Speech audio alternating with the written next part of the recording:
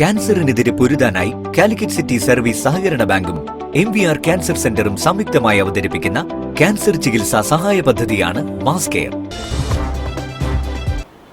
വാർത്തകൾ തുടരുന്നു. സിന്ധു അത്താണി രചിച്ച സൗമ്യം ദീപ്തം ചെറുകഥാ സമാഹാരം പ്രകാശനം ചെയ്തു. ചടങ്ങിൽ സാഹിത്യ സാംസ്കാരിക രംഗത്തെ പ്രമുഖർ പങ്കെടുത്തു.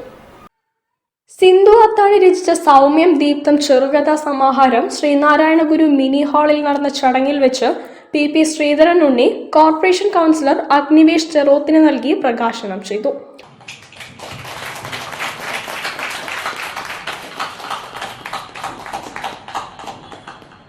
ഞാനതിനെ ഒരു ചെറിയ അവതാരികയിൽ കൊടുത്തിട്ടുണ്ട്. ഹൃദയത്തിൻ്റെ ഒരു ഭാഷയാണ് ഞാൻ പറഞ്ഞത്.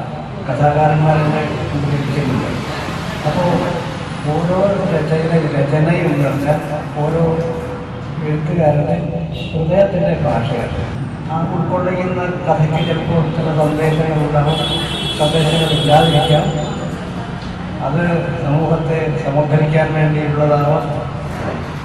പീപ്പിൾസ് റിവ്യൂ പത്രാധിപർ PT നിസാർ അധ്യക്ഷത വഹിച്ചു.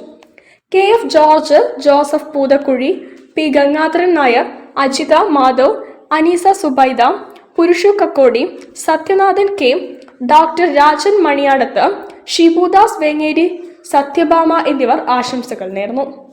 സുനിത പവിത്രൻ സ്വാഗതവും RK ഇരവിൽ നന്ദിയും പറഞ്ഞു. സിന്ധു അത്താണി മറുമൊഴി നടത്തി. പീപ്പിൾസ് റിവ്യൂ പബ്ലിക്കേഷൻസ് ആണ് പ്രസാധകർ. News bureau, Kozhikode. Beypore international water ഫെസ്റ്റിവലിന് സമാപനം.